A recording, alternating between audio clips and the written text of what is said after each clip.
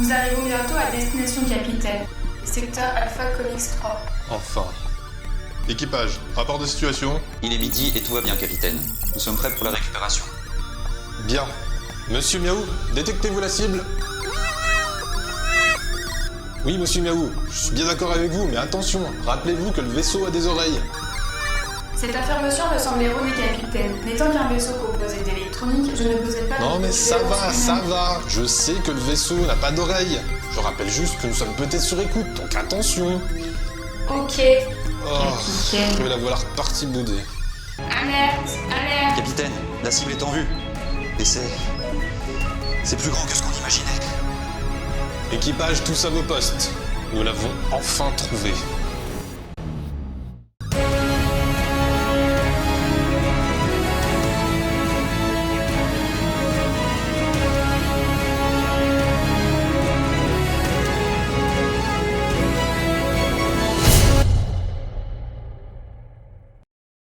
Ah merde. Bon bah let's go.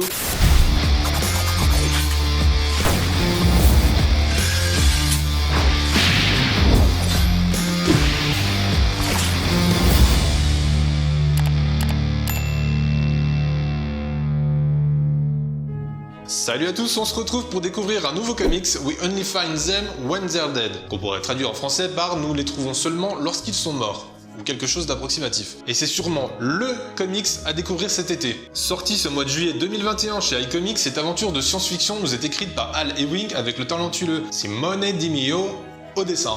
Remarquez que je ne parle pas du tout italien. Le premier tome de ce comics nous plonge dans un futur dystopique, et même si je ne suis pas franchement un gros consommateur de science-fiction, je dois bien avouer que le synopsis de celui-ci m'a donné très envie. On n'oublie jamais la première fois que l'on voit un dieu. Les dieux sont toujours magnifiques, et les dieux sont toujours morts. 2367 aux confins de la galaxie. Dans ce futur lointain, l'humanité a épuisé toutes ses ressources et doit sa survie à l'exploitation de dieux morts flottant dans l'espace, dont les cadavres gigantesques servent désormais de matière première. Le Vian 2 est l'un des nombreux vaisseaux nécropsiques qui arpentent le cosmos dans l'espoir de trouver des divinités providentielles. Mais George Malik, son capitaine, nourrit une obsession.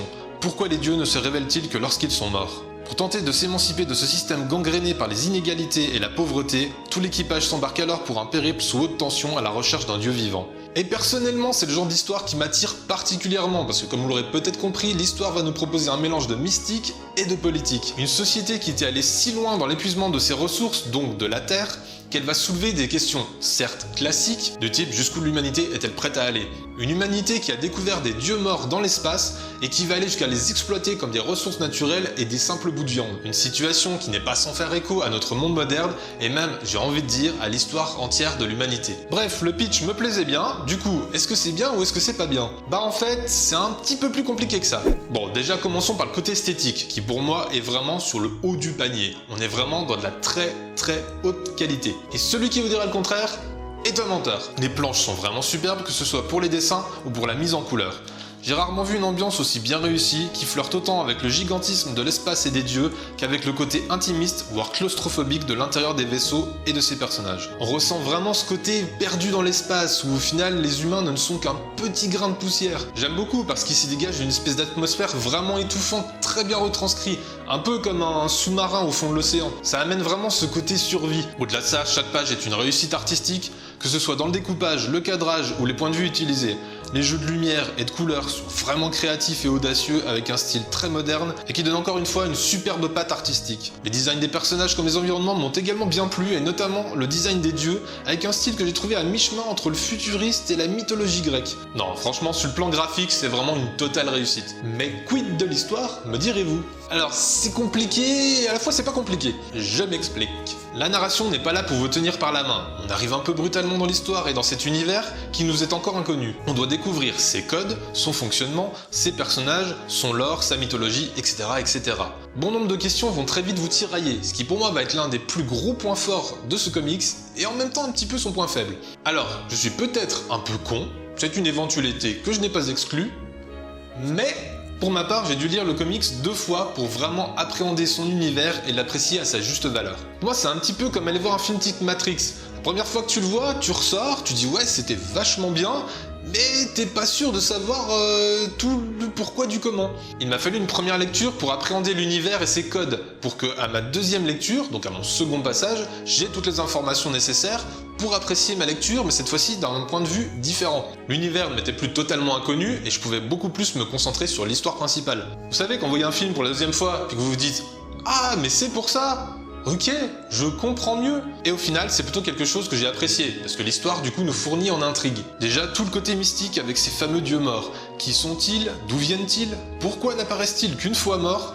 La motivation des protagonistes à en chercher un vivant est assez motivante et intéressante, et l'on a vraiment envie d'en découvrir plus. Et je vous assure que ce premier tome là, il va vous donner encore plus de questions et encore plus d'intérêt pour ça. Car finalement, toute cette partie avec les dieux reste assez en toile de fond. La narration va suivre plus principalement l'histoire de George Malik, avec une histoire de vengeance un peu classique, mais menée avec assez d'intrigue pour avoir envie d'en savoir plus sur le pourquoi du comment. Le travail sur le background du personnage est plutôt bien mené et intéressant, tout comme celui de Paula Richter, son opposante. Et je dois t'avouer que si ces deux personnages sont assez clichés, j'ai plutôt bien aimé leur caractère et leur développement. Les relations entre les différents protagonistes sont très humaines. On ne se retrouve pas là avec des héros mais des vraies personnes, avec des sentiments et des motivations crédibles. L'histoire mélange habilement émotion, drame et action avec une échelle humaine et sans faire dans le manichéen. Et c'est malheureusement dommage que les autres membres de l'équipage n'aient pas le même traitement, parce qu'au final ils sont quand même assez secondaires et anecdotiques. On sent bien que l'auteur va leur donner de l'importance, mais malheureusement pour moi ça n'a pas vraiment accroché. En tout cas, pour le moment. Parce qu'à mon avis, il y avait beaucoup de choses à bourrer dans ce premier tome.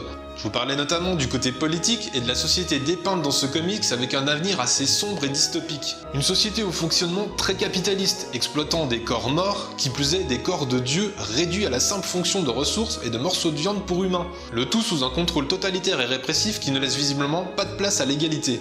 Concurrence, inégalité, contrebande et autres joyeusetés sont au cœur de tout ça, sans parler du côté blasphématoire que l'on pourrait soulever. Non, parce qu'ils découpent quand même en morceaux des dieux pour les revendre et les bouffer. Et je trouve ça relativement intéressant de se demander, tiens, si on trouvait réellement des dieux un jour et qu'ils étaient morts, est-ce qu'on irait jusqu'à les bouffer? Bref, il y a pas mal de contenu intéressant, notamment avec le passé de Malik et de Richter. Bien évidemment, vu que le comics est plutôt sympa, je ne vais pas vous les spoiler. L'univers est assez riche entre son lore, ses personnages, l'aventure principale, les dieux. Il y a vraiment pas mal de choses, mais j'ai trouvé que c'était quand même assez bien équilibré, malgré le fait qu'il m'ait fallu 2 lectures.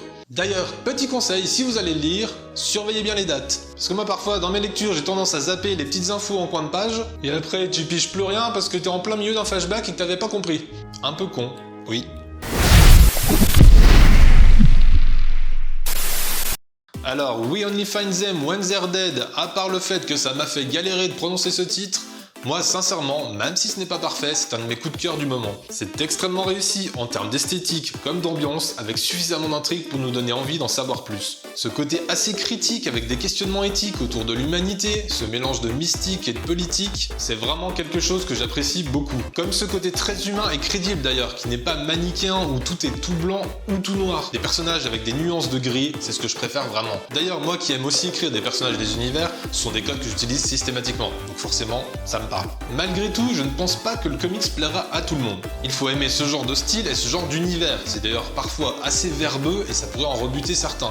Alors je pense que le mieux, c'est encore de vous faire votre avis. Perso, moi je vous le recommande totalement parce qu'il est bourré de très bonne qualité. Et pas besoin d'être un gros fan de science-fiction, parce que moi c'est vraiment pas mon cas. Si à la limite je suis plus dans la science-fiction mais avec un mélange de fantasy, un peu à la Star Wars, vous voyez. Mais là c'est suffisamment bien équilibré entre de l'aventure, du mystique, du politique, du spatial. C'est pas le truc futuriste, ultra pompeux, un peu chiant, voilà.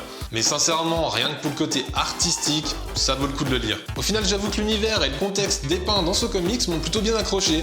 Et franchement, je ne m'y attendais pas. Mais vu le cliffhanger de fin, je peux vous assurer que j'ai hâte de voir la suite. Bref, comme d'habitude, j'espère que cette petite critique vous aura plu et vous aura été utile. N'hésitez pas à me dire ce que vous en pensez dans les commentaires. C'était Gabriel et en attendant une découverte, prenez soin de vous. Ciao!